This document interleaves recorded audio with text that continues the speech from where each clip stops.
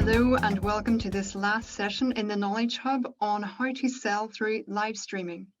Leading this panel discussion is Madison Schill from live shopping startup Livescale, founded in 2016 in Montreal, Canada.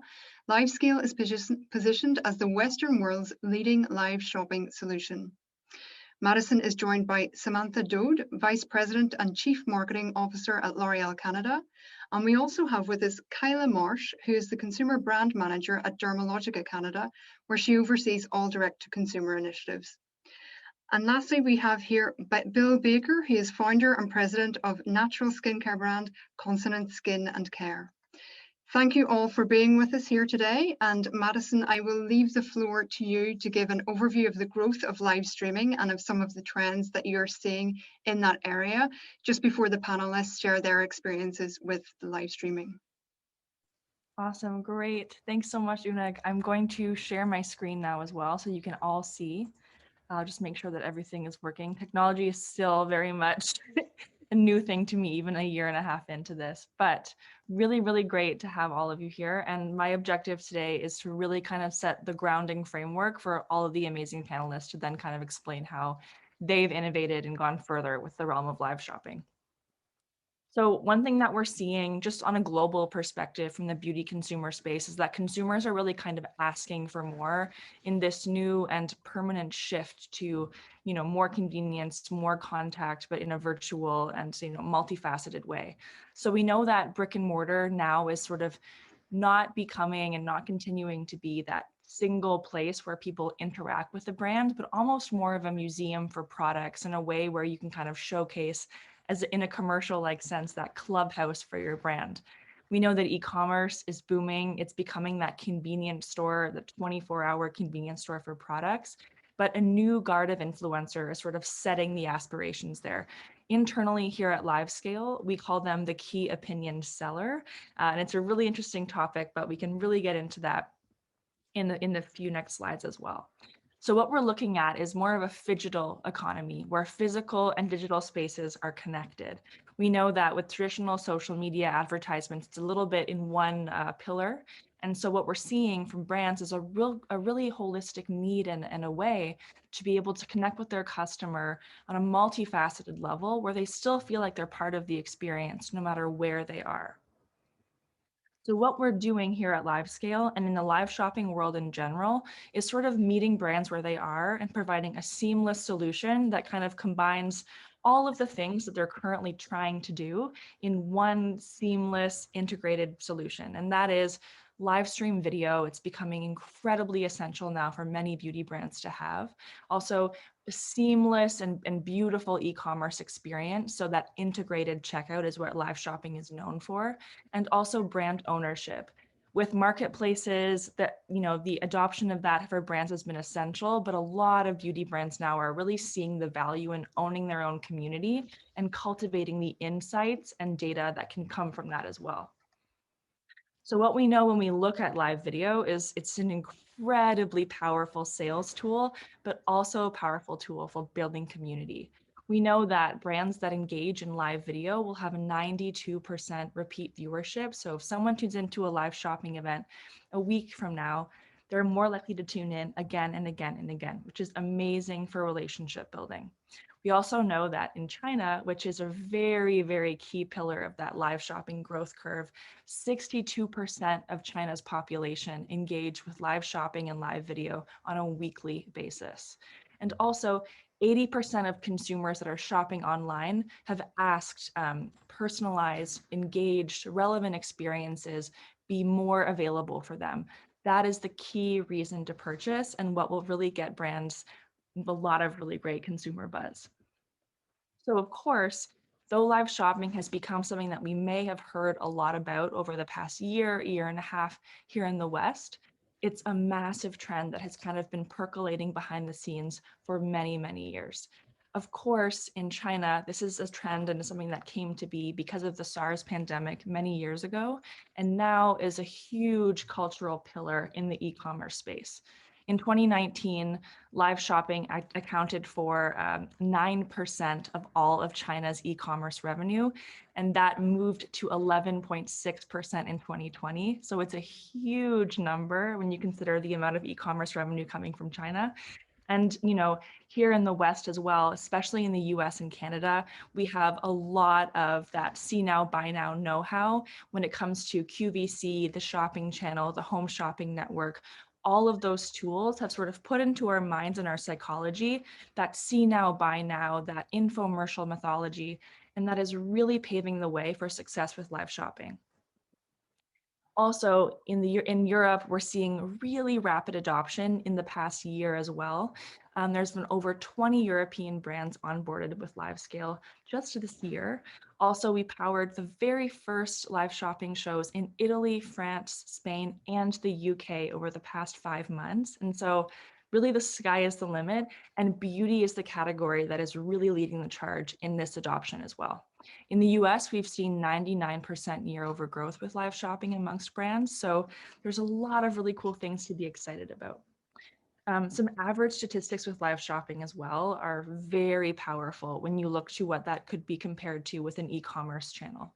So we're seeing up to 28% sales conversion rates. Again, this is with beauty brands, so lots of potential here. A 35% drop in product returns and a 40% new customer acquisition. This is very, very strong average data, and it's really, really promising to see how well beauty is playing in this category.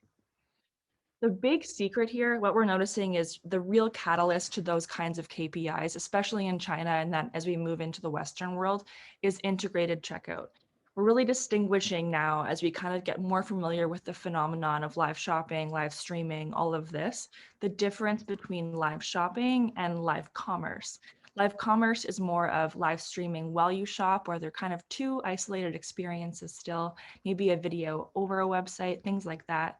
But live shopping is a fully immersive experience where you can actually have your customer buy what they see inside the video. And of course, that makes the experience much more seamless, so it's better for the overall KPIs.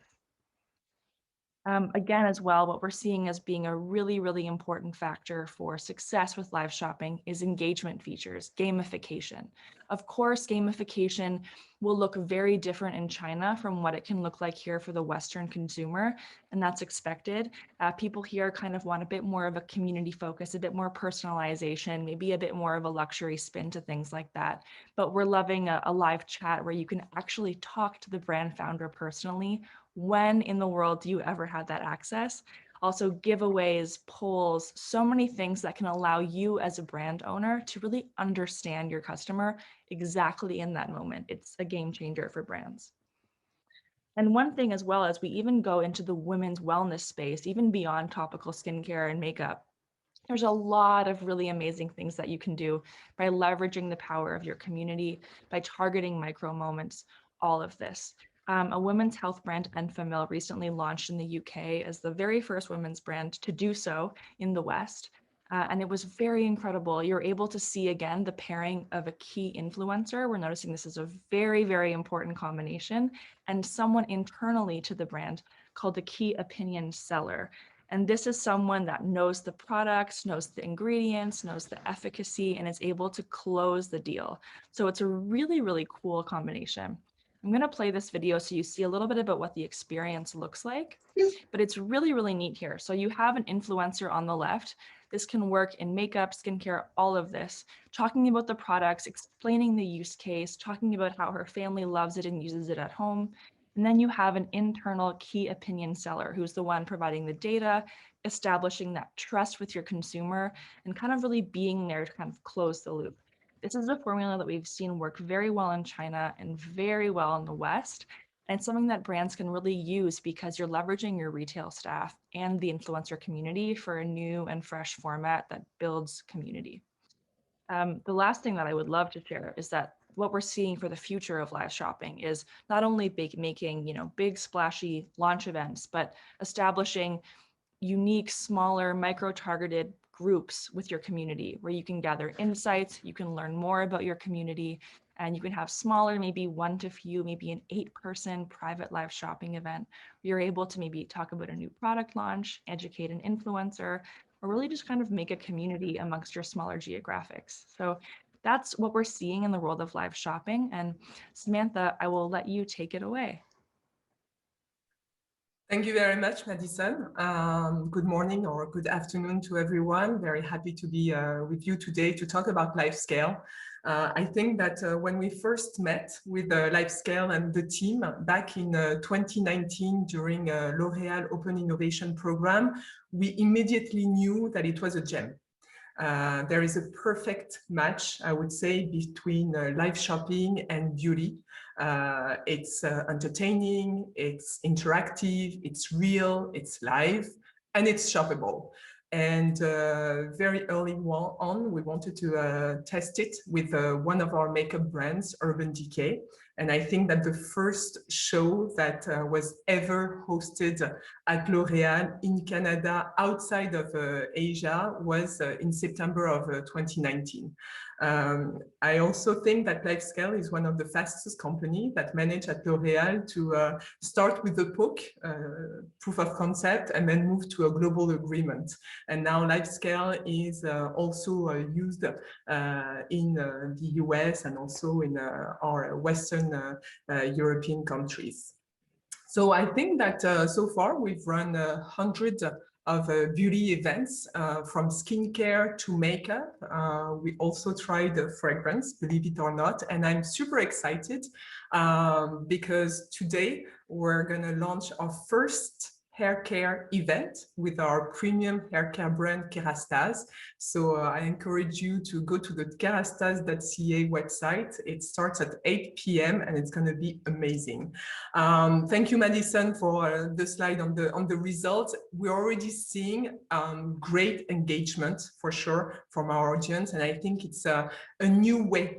It's a new way of reinventing the way that we shop online for beauty. So we see great tractions, great engagement from the audience in terms of conversion rate, in terms of add to cart. It's super interactive. It has to do also with the host. And I think that it's a great way for us to also recruit new consumers to discover our brands in a time where it's less and less easy, I would say, to go to the store. If you want to go to the next slide, I think what's also very unique to Canada is that we've managed to create events in 3 languages, so in English, in French, and also in Mandarin.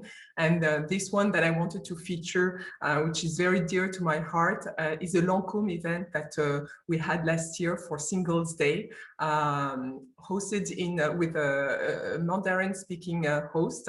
And it was a 3-hour marathon, believe it or not, with a very high conversion rate, as you can see, very engaged community, lots of questions and polls and interaction. For sure, there was an exclusive kit, and I think that one also, advice that I would give to the audience is make sure that you have the right inventory. Be careful, the sky is the limit. So we need to make sure that we're providing a seamless but also a great shopping experience for our consumer. If you want to move to the next slide, this is, I think, some best practices and also learnings now that we've had the hundreds, event that we hosted with LiveScale is really about the audience first. I think the community, finding the right speaker, ambassador for your brand, whether it's an influencer, whether it's a skin expert or a brand ambassador. Making sure that we're also using the interactivity feature of LiveScale. So it's not easy because you have to, talk, but also acknowledge the questions, answer the questions to the audience. We can use some, live quizzes and polls also to interact and to create excitement. For sure, I think that all of the traffic generation is absolutely key, and we have a great example with one of our key Lancôme ambassador, Chiara Ferragni, with 20 million followers on Instagram, that did an amazing event also last year when she launched a limited edition. And finally, the product itself. I think it's super important that we also find a great exclusivity that can create excitement and a surprise and delight for the audience. If you want to move to the next slide. So moving forward, I think that it was a great journey with LiveScale, and it's true that we learn a lot, on both sides. We created double screen, multi product basket, multi-country also events with our friends in the US. For sure, the next step for us is to have a multi-brand event. And the reason why we're saying that is because we know that the consumer is not mono-brand. She wants to be able to buy fragrance and also a total makeup look, but with also the right skincare and beauty regimen. And I think that this is really something that we look forward to. So that's it for me. Thank you very much. And I think Kyla is our next guest. Thank you, Samantha, and thank you everyone for having me. It's really nice to be here today to speak with you and to hear everyone speak. So first, I thought it would be best to kind of give you an overview of Dermalogica itself and where we started, and also how we got to where we are today. And also because before there was Dermalogica, there was the International Dermal Institute, which a lot of people don't know about, and that was founded by Jane Werwind in 1983. You can go to the next slide, Madison. And so she really had a mission to provide skill-based training to skin therapists worldwide. And this really elevated the importance of healthy skin over beauty. And so from there, she created Dermalogica in 1986, which then focused on really that minimalist approach and omitted artificial fragrances, colors, and getting rid of common skin irritants. And so due to that, Dermalogica quickly became the industry's kind of go-to brand for professional grade results. And today, Dermalogica is one of the #1 brands used by professional skin therapists worldwide. So for the past 30 years, Dermalogica's mission has remained the same, and that we wanted to be true to that in 2020. So we did lead the professional industry with enhanced safety protocols given the climate. And we also launched innovative new products while educating more consumers than we ever had before, obviously going digital. And then in 2021, we remained focused on helping people achieve, again, their healthiest skin. And we did this because we are an expertise brand for products and skin treatments rooted in education. So you can go to the next slide. So just like all of you, we were thrown probably the biggest curveball of our careers and forced to figure out how we can educate and engage our consumers without the opportunity to interact with them at skin centers or in-person events or in stores. So customer habits were obviously forced to change, and it only made sense for us to look and find new innovative ways to interact with them. And so for us, we started doing that by running online masterclasses. Kind of in the back of 2020, we were hosting about 1 to 2 online masterclasses a month. And these were primarily promoted through our newsletter and our social channels, but we had different topic focuses, and we would run these with our educators through Zoom, similar to this. So in terms of the content, we were really happy with it, and it seems like people were very engaged. They were enjoying what they were learning about, but we were just not seeing the conversion from them that we wanted, and we also weren't reaching as many new consumers as we wanted to. So because of this, we looked at other options such as live shopping, and ultimately the best platform to do this was LiveScale. You can go to the next slide. So we are fairly new to our live scale journey, but I thought it would be interesting to share how much more successful we've been versus the regular master classes we were running. So compared to our first live shopping event alone, we saw more unique viewers in 1 hour than we did the total number of participants during 9 master classes that we ran. So that was a huge increase in that hour alone. And we actually saw 9 times more viewers than our average masterclass participation in general. And we also saw 7 times our average sales. So for those, we were primarily offering promo codes versus creating product bundles like you do with live shopping, but we still saw 7 times the number of orders than actual promo code redemptions. So when we look at then how we've netted out over the 4 live shopping events that we've done, we've really been able to see an overall average of 23% new users and an average of over 7% conversion. So our goal really was to reach new customers in a new and engaging way. And so it really is proving to be successful there. You can go to the next slide. So obviously we're very much in the testing phase, and we'll continue to test and learn as we go. But we can see that there is obviously a lot of opportunity for growth, and it's just we're really at the beginning of what we're capable of doing. So in terms of what we'll continue looking at in different elements, we'll test even our creative and seeing what works best, how we're actually promoting the event. So some of them we've done digital advertising for, some we've only advertised on social media or through our e-blast promotion. We'll also work with our educators to see what works best for the events themselves in terms of topics and what the audience wants to see more of. And then we also want to see how we can run these events. So whether that's through influencer integration and seeing how consumers actually interact with having an influencer on, but obviously making sure that the right topics for our audience, and then testing the promotional aspect there. We are actually working with a professional makeup artist and YouTube content creator for our next live shopping event this month. So it really will be interesting to see how our consumers respond to them. And then we also have seen some success with sharing before and afters.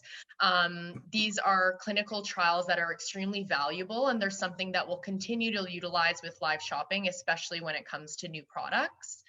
And then we're also going to continue testing what our product offering is and what the consumers respond best to. So we already know that product launches for us have been extremely successful, but in terms of how we're putting bundles together, what kind of GWPs we're going to offer or include, those are kind of different options that we'll look at. And then it's been definitely very beneficial using LiveScale as a launch tool for us. So really getting the messaging across for our new product and being able to share all of the ingredients and the education behind the new product, and then giving them that first opportunity to shop it. And we might even look at opening it up to future launches, so that the live shopping audience actually gets to shop first, and that gives them more of that exclusivity, which we have been finding works extremely well with LiveScale. So in terms of kind of everything we've looked at, what we've seen some successes in, and what we're testing in the future, it's really going to be interesting to see our growth and kind of what we'll be able to do next. But I've really enjoyed seeing what the other brands are doing as well, and I'm sure I'm going to learn a lot from you too. But thank you so much for listening to me, and Bill, I'll let you take it on next. Terrific. Thank you very much, Kyla. And I should start by mentioning to Samantha, the first live scale I ever experienced was actually an Urban Decay live scale, and knew right away that it was a pretty cool technology that we wanted to understand a little bit better. But I think to understand why we are so impressed with live scale, it helps to understand a little bit more about us. We could not be more different than L'Oreal. We are a small Canadian startup, but we have very big aspirations, which we're trying to achieve with relatively modest resources. Because we're new, we're still building awareness. A lot of people don't even know who Consonant Skincare is. We're still trying to teach customers about the features and benefits of our products. And of course, we're trying to make sales. So we're looking for solutions that really can serve multiple objectives. Madison, we can go to the first slide. I think this is definitely shifting, but in general, speaking to more mature beauty customers, the category is driven by, or has been driven by, cosmetic benefits. So customers looking to diminish the look of fine lines, reduce the look of pores, firm and tighten their skin. But we don't make those kinds of promise. Rather, we promise to help customers to discover their best skin. And we make this promise because we think it's a promise we can actually keep. And we can go to the next slide now, Madison. There are two sides to this proposition, though. One is the skin side, so that's the stuff that's in the bottle that we're selling, and the other is the care side. So those are the holistic practices, typically the wellness practices we pair with our skincare practice, our skincare products, to amplify their benefits. And that's how we help you achieve your best skin. Madison, we can go to the next slide. By guiding each person to the clinically proven skincare products and wellness solutions they can trust are right for them. But as a small startup, we think we have to do better than any of our competitors on both sides of that equation.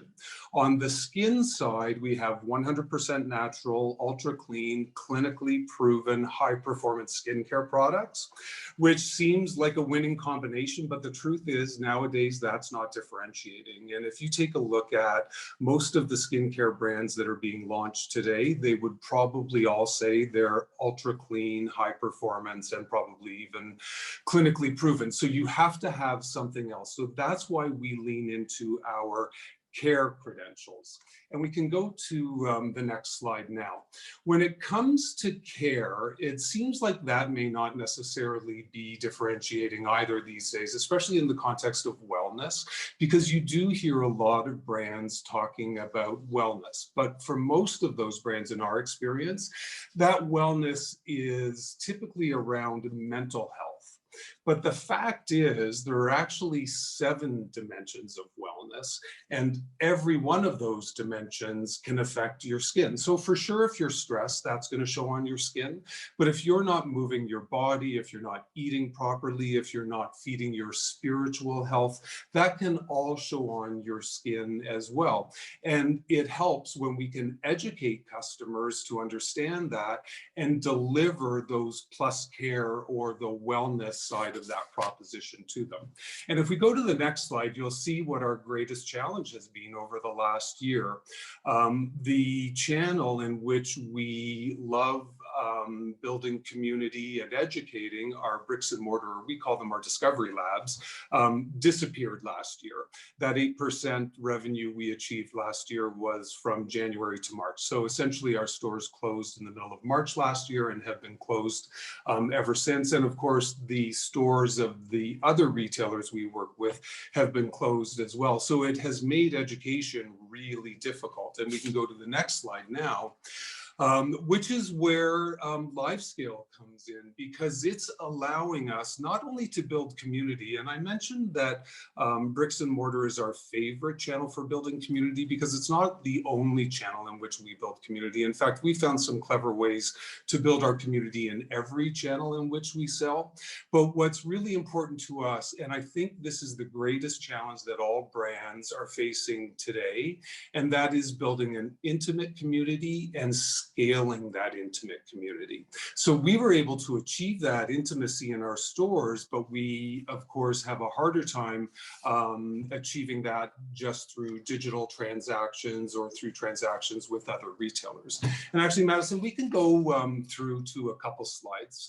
Let's go to the next one as well, because this shows, and I'll apologize to our VP of Marketing in advance for this screen cap, but this is a screen cap from a holiday live scale that we did. And on the right, that's our Vice President of Marketing in her living room in front of her fireplace with her mother. And I would argue it doesn't get any more intimate than that.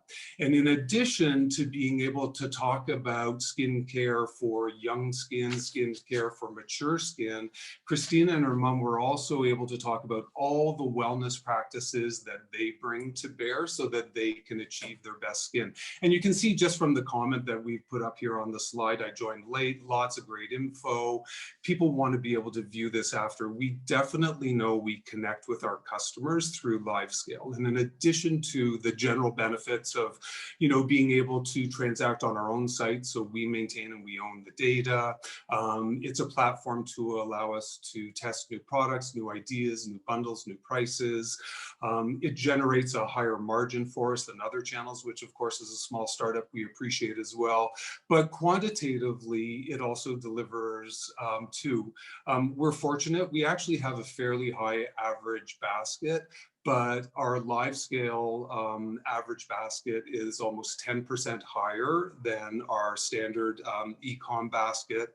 Our transactions are from about 40% new customers, and our conversion rate is about 3 times the conversion rate we get on our website. So we're definitely believers in LiveScale. It brings sales for us, but it's really helping us on the soft side of our business, on that community building. And again, I think what's really unique and differentiating for us is the ability to build a very intimate community and to scale it. Thank you.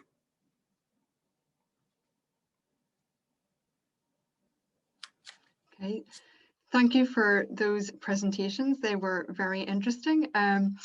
I just have a few questions for you. We heard earlier in the week about, live streaming has been a big topic this week, but building the audience there can be difficult. And I've certainly heard from brands saying that, live streaming, it requires so much investment in terms of creating that audience, and the return on investment might not necessarily be there. I was just wondering what your views would be on that in terms of how to build an audience and how to get a return on investment on that. Maybe Madison, if you want to attack that first, and Samantha, it'd be good to have your views as well on that after. Totally. I think the great thing is the live streaming and the live shopping world is expanding a lot, which means as a brand, you have so many choices about the kinds of tools and the kinds of approaches that you really want to make. There are definitely that sort of an issue when it comes to live shopping marketplaces. So those newer brands that, have to invest in another platform that will bring their own traffic, that's definitely a big one because they're all very new. But one thing that I can speak to and that we really try super hard to do at LiveScale is to give brands every single tool and opportunity possible to share the live shopping events that they want to create wherever their audience is, whether that be with Chiara Ferragni, where we had 60,000 viewers and things like that, or maybe it's a small live shopping event where you only want 10 or 15 or 30 viewers. And so it's really in control of the brands in that case. And the really great thing about LiveScale I can speak to, of course, is when you create a live shopping event, you actually create a direct web URL. So you're able to share that in paid marketing, on your newsletter, Facebook groups, SMS, WhatsApp, all of that, even then a swipe up link on Instagram where you stay in Instagram. So there's a lot of opportunity there. And I think when we test and learn, we can really figure out, how the audience can work. And also too, the promotion strategy is a big one. So why are people going to tune in to the event when they could buy that product on their website? So it's an interesting and new space, but for sure it's a challenge for brands to kind of grasp their audience in this new way. What do you think about that, Samantha? Do you agree with that? Yeah, absolutely. Absolutely. And I think that the recipe for success has many ingredients. Traffic is a key one. And I think that we have 2 extreme examples. I think there is the Chiara Ferragni, and thanks to her influence and her audience, we were able to drive a lot of traffic from her community. But then on the other side, the Lancôme example that I presented to you early on showed that it was a highly targeted quite niche, community, really talking about a very specific product. So I think that it's also about making sure that you have the right audience for the right product. The host is a key component for sure, because I think that we can also make sure that we can engage with her community and the power of the brands. But there are all other ingredients that will make a successful live show, and I think that all of the speakers had some great examples too. Okay. Also, you have to give consumers a reason to show up, I would imagine, and there have been certain brands that have said, well, we need to do discounts, it needs to be promotional, they need to feel like they're getting something, probably something in terms of price. Kyla, I'm going to go to you first for that. What do you think about that? So we've definitely been finding that it is best if you can do something that is exclusive. So they're not going to be able to be driven to our website afterwards and purchase the exact same thing that they've seen on this live shopping event an hour or 2 hours later. And that's really been, over the course of the few that we've done, we've been seeing more people join on because they're realizing that this is an opportunity and exclusive only for the hour that they're shopping. And that's also something that we've been communicating throughout the event. We are still testing in terms of discount, or if it's a new product, not necessarily wanting to discount that, but how do we offer maybe some of our hero products in a smaller size that will go with the new product that we're offering? Or is there a GWP or something that we can tack on to that bundle so that we're not necessarily discounting just the whole product on itself, but we're giving them those add-on features that, again, they're not getting if they are just driven to our website in any other circumstance. So really driving home the exclusivity and the opportunity to only get this for this 1 hour has kind of what's worked well for us. Sorry, Bill, would you agree with that? Is that something that you're finding too, or do you think that there is the discount angle works as well, and that's a good reason for consumers to show up? Well, we know discounting always works and always motivates sales, but we never like to exclusively discount our products. So for sure, as the other panelists mentioned, we have offers when we're doing a live scale, and we make them exclusive and we make them limited time. But they don't always have to be price offers. Sometimes they can be bundles of products with a gift with purchase, or it can be a brand new product, and it can be a brand new product that we're featuring in a very limited edition. So your motivation to purchase is scarcity as opposed to strictly discounting. So, it really is the same as we approach our business overall. We recognize there are times that we have to do discounting because that moves products, but we certainly don't want to over discount our products. And we have found with live scale, we absolutely don't have to. Okay. I just want to go to a question from the audience there. The question is, it seems that the excitement of users with live streaming is linked to the brand or influencers that are already known and creating a buzz. How do you see more discreet brands using these live streams? It seems that the buzz around the brand is a prerequisite to leverage the live stream. Perhaps, Bill, that would be a good one for you to answer first. Yeah, for sure. We definitely would have much lower awareness than some of my fellow panelists here. So we're living that experience. And actually, I think this relates to the first question. Also, how do we get people to our live scale? And we do have a relatively small list. And when I say relatively small, compared to Dermalogica and L'Oreal, for sure. But we work the heck out of that list to get customers to our site. And the other thing is, again, it's not dissimilar to the other ways we're trying to grow our business. We look for powerful partnerships. So we take a look at influencers and affiliates that make sense for us, who can bring their following along with us. And we found some very symbiotic relationships with other influencers and affiliates that have allowed us to do that pretty successfully. So while we're not getting the scale that a L'Oreal would get, for sure we're getting a larger scale than we normally would if we were only doing it on our own. Okay. Madison, you mentioned there about key opinion sellers, so company employees. How important do you think that is? And do you think that becoming more, do you see that becoming more of a trend there? Because we are seeing it quite a bit. Yeah, it's incredible. We've actually had the ability to sort of compare similar events with similar product lineups and similar promotion strategies, just sort of the KPIs post-event. If you just had an influencer host and if you had, you know, an internal salesperson host, and the conversion rate is almost every single time, I would dare to say, higher with someone that the customer can trust, the customer understands that they know about the ingredients. If you ask about, you know, how stable is this vitamin C? The customer will ask questions like that at this point. And so it's really amazing to see brands understand that and be able to provide really, really expert advice. And it just creates that trust, which I think has been maybe been lacking just overall in the global community over the past year and a half. So it's really powerful that way.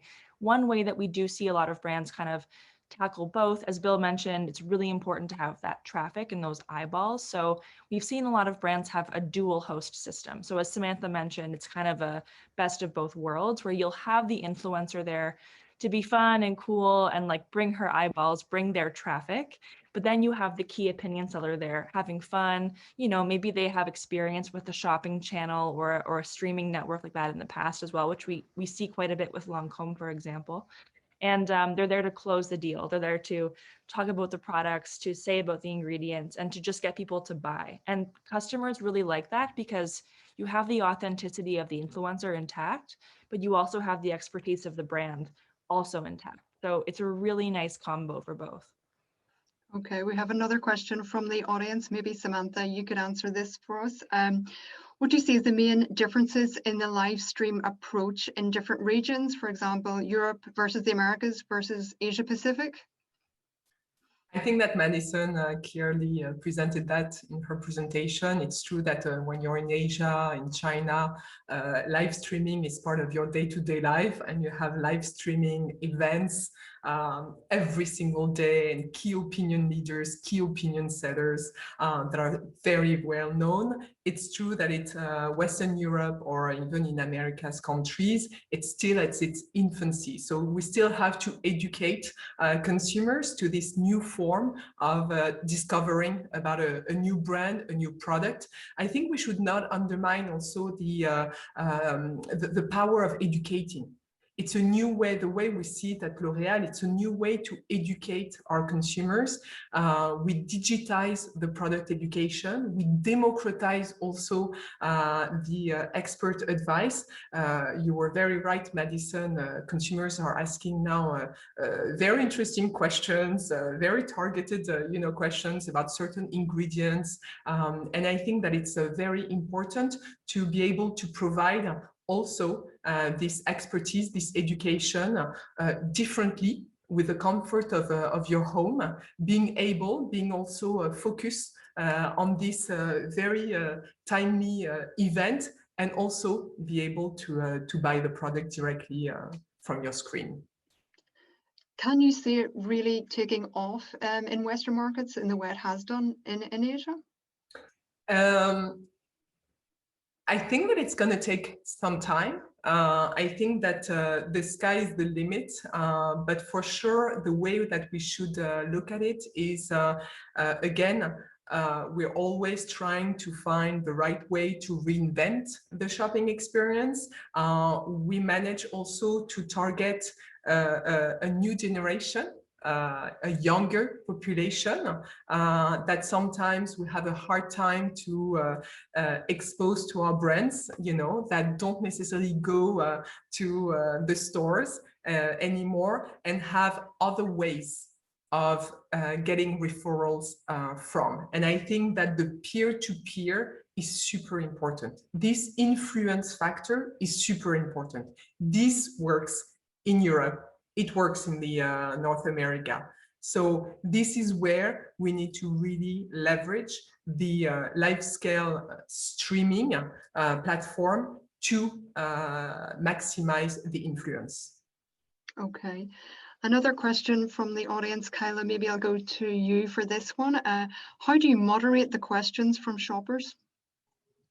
So at Dermalogica, we're obviously very lucky that we have a large team of educators and professional skin therapists. So we have been finding that obviously it's difficult when you have an educator and perhaps somebody else on screen, but it's extremely beneficial if you have actually an educator on the back end answering those specific questions. We have been finding with LiveScale that there are a ton of questions. It's a very engaged audience, which is amazing, but you definitely want to have and give them the time that they're needing, so that it's not pulling away from the host. Of course, the host usually towards the end or throughout, they're answering questions here and there, but we have found that just the amount of questions there actually are and the specific skincare needs that people are asking, it's more beneficial to have somebody actually given to those questions as well.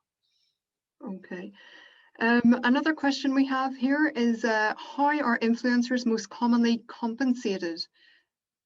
Who wants to take that one? Maybe Samantha? Sure. So first, sorry, I'll just finish. She asks, is it usually based on affiliate commission, a flat fee, or other? okay. So before I think talking business, we need to make sure that we find the right influencer. It's all about, I think we talked about staying truth and authenticity. We need to make sure that the influencer is loving the brand and is already talking about the brand. So I think that's absolutely key because, consumers feel it very, very quickly. And then we have different types of, I would say, business relationships. So on commission based, for instance, similar to an affiliate where we need to close the deal and then the influencer is being commissioned by the number of transactions that she's able to generate. So usually that's the type of a business model that we put in place also with the influencers, making sure that we award her time, her energy, her community, and also the transactions for sure. Okay. Madison, at the beginning you mentioned QVC, live streaming. It's a modern version of QVC. Would you agree, or do you see any differences there? A really great question. We had one of our engineers actually in a team meeting a few months ago say that LiveScale was like QVC for the TikTok generation. And I was like, oh, like that's very cool. However, we do notice that our most influential customer is still a woman aged 35 to 65. So it's a really interesting time simply because they'll have disposable income and they know that psychology of the see-now buy now. So of course, I expect that to shift as things kind of broaden and as we go out of beauty and into other industries as well, or different industries within beauty. But it's super, super interesting. One thing I noticed as well is that QVC is sort of a marketplace when we look to that. So there are other live streaming platforms where the customer would have to download an app and join in and kind of access sales as they come, part of that ecosystem. It's really important to remember that LiveScale is a white label solution and we empower brands to own their own live shopping channels. So this is fully not necessarily replacing even QVC or any other element of retail, but it's a new sales stream where brands are able to kind of bridge the gap between digital and physical retail and experiences and things like that. So QVC is very much that ecosystem that they've created. They're a publicly known brand. We are a software company providing the brands with the tools to have their own, maybe their own QVC on their own platforms in a sense as well. Okay. I'd love to add something to that if I could. We do shopping channels to sell our products. And I think LiveScale is very different. I see shopping channels as a medium that talks at you and pitches to you. And in fact, the very first LiveScale we did, I did. And, I brought my television shopping approach to LiveScale, and it was not the right way to do it. I was standing there pitching and talking and trying to promote and get you to buy.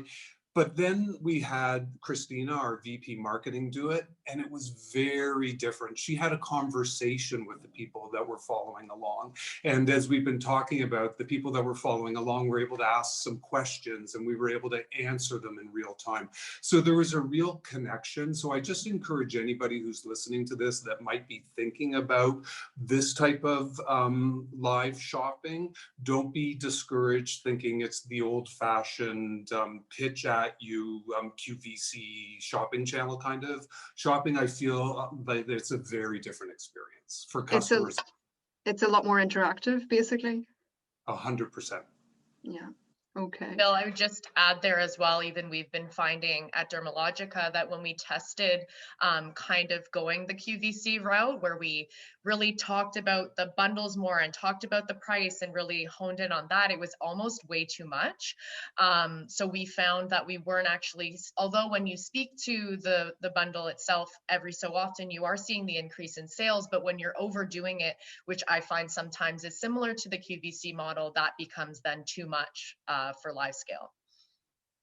I would agree. And we were talking about discounting, and the fact is that is what shopping channels are all about, is discounting. Right. Okay. So it's and live streaming, you're saying, is different. It's about this exclusivity. It's about limited products, drops, that type of thing. Yeah, I think you can really build your brand. You can really build connections with customers. You can educate. You can have a conversation. It's a real connection. Okay. All right. That's great. Thank you very much, all of you, for your time and for your insights. It was a great conversation. And thanks to all of you, Madison, Samantha, Kyla, and Bill. Thank you. So that is the final session here today at the Knowledge Hub. We hope you've enjoyed this week of keynotes, panel discussions on how digital and tech are impacting beauty.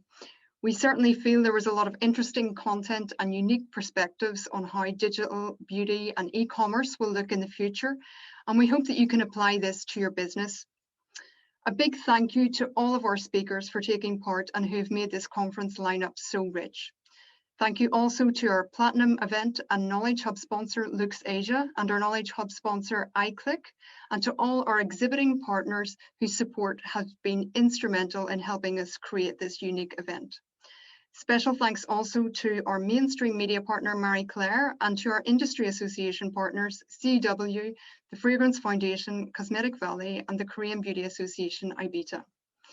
A big thank you also to the BW Confidential and the Moodie Davitt Report teams who have worked so hard on this new event, and also to our creative virtual stand and experience partner, Filter Tsinghua.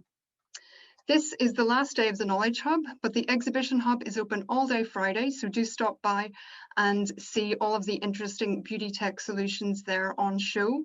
And the whole event platform will remain live for another 30 days, meaning you can watch any replay of any conference session that you may have missed and visit stands and pick up any documents or interesting information that may be out there. So thanks again to everyone for tuning in, and don't hesitate to give us your feedback on the event. And that's it from me. Thank you and good evening.